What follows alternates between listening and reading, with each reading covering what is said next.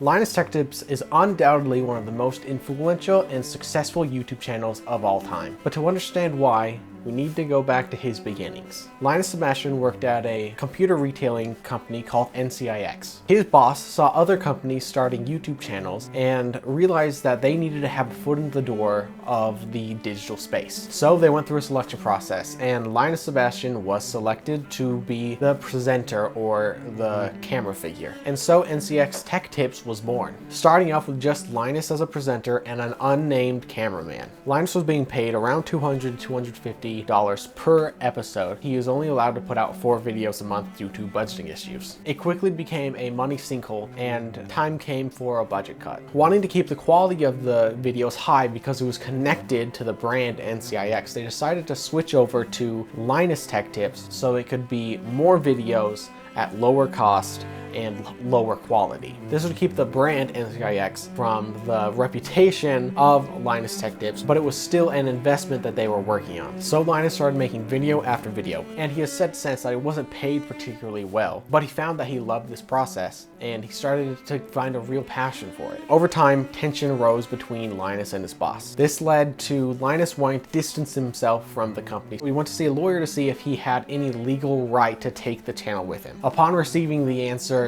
no, he went to his boss and negotiated ownership for the channel. And so he cut a deal that was favorable for both of them, and he walked away with the channel with some additional requirements, but those are unimportant as of now. Slowly over time, he grew and grew the channel. Now, Linus Tech Tips have never really had a viral moment or a big hit. They've just been a very slow, steady, consistent growth. And I think that this is unlike any other channel on YouTube. Most YouTubers now these days, they're trying hard for years, trying to learn all the skills that you need to grow, and then suddenly just something works and then they explode. And from then on, some manage to keep that peak and ride it for a while, while some others lose that initial wave and then they drop off again. This has not happened for Linus Tech Tips. It's just been slow, steady consistency. Now, early in the beginning, he eventually hired a few people before he was truly ready. And so he had him and a small team of people all working out of his house. Eventually, the local HOA caught on and they kicked him out because it is illegal to be running a company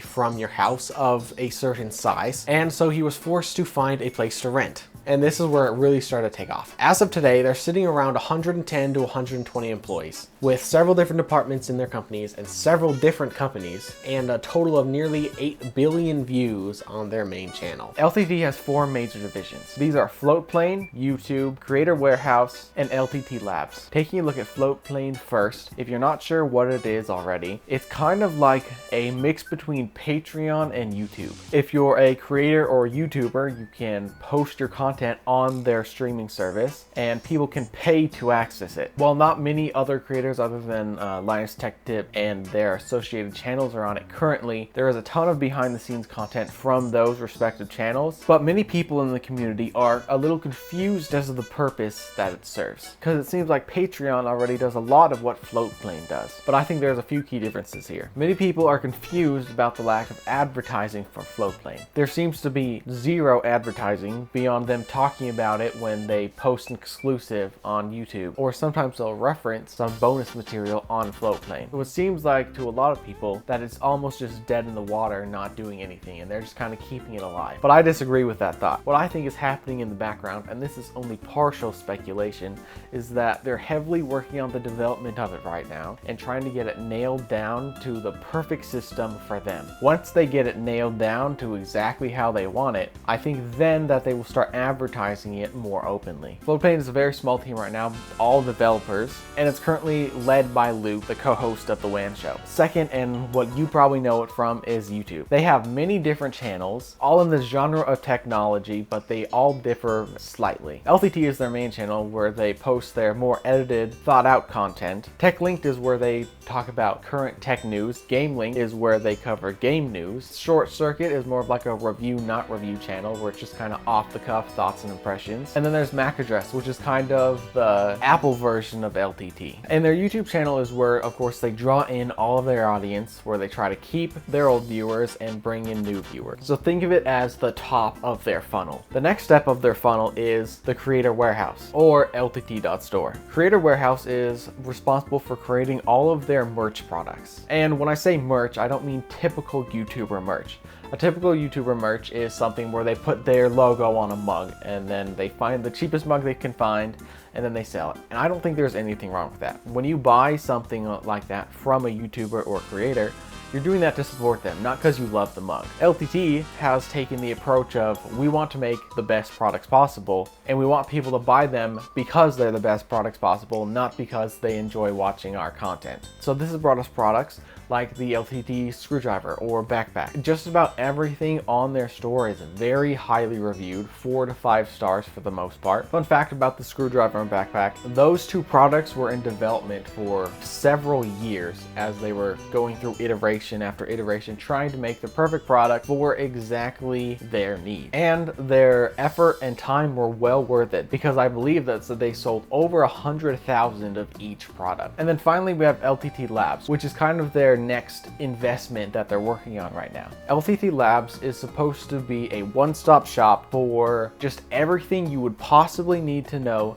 about any tech product, be it mice, be it phones. This website, for every conceivable project, will have the specifications. You'll be able to price match, and you'll be able to compare across different products. Right now they're working on their testing methods and trying to make them as efficient as possible so they can truly go through every single power supply or monitor that they can get their hands on. And because of this, they're only now starting to roll out a few reviews at a time. But what they do have available shows promise, and I believe that as they continue to refine their methods, that this website is going to be a very helpful method for searching for computer parts and for the exact specifications of whatever you will be searching for. And as such, right now LTT Labs is a money sink. I'm not sure how they're going to end up monetizing this in the future, and I'm not even entirely sure if they know. But what I do know is that they know this needs to exist, and so they're going forward hoping that it's going to work out. Whether that looks like it's behind a paywall, whether that looks like it's a subscription, I'm not sure. But whatever it ends up being, I know that this is going to be a very helpful resource for people. And I think that probably completes the last part of the funnel. Starts with the LTT channels bringing in a bunch of money, and then they start spending that money to invest in products, where they then sell those products for money, and then they funnel that money back into LTT Labs. It's super interesting to me how stable and consistent that they've managed to be over the years, because most YouTubers, when they start growing, they hire on a team and then they kind of collapse under the effort because there's just too much pressure on that one YouTuber. If you ever seen this diagram from Colin and Samir, where a normal company is like a pyramid, if the CEO quits or something, has to leave his position, well then you can replace him. But in a YouTuber company, when the CEO, or generally the face of the company, when they step down, quit, whatever, suddenly the whole thing falls apart and the company doesn't work without them. But seemingly, LTT has managed to overcome this, and I am very excited to see how they continue to grow over the years. I think over the next many years that they are going to continue to remain a stable channel in a very unstable climate that is the YouTube platform. Like any YouTuber, they've had their fair share of controversies and their fair share of bad apologies, but I believe that they've shown from their most recent issue that they're able to take in feedback and accept it. Although sometimes that comes with a very emotionally charged response first. But eventually they come around and they start making improvements. And I think that's why that they're going to last longer than many other channels will. If you're enjoying the business reviews of these popular channels, then go ahead and like and subscribe and let me know what YouTuber I should do next.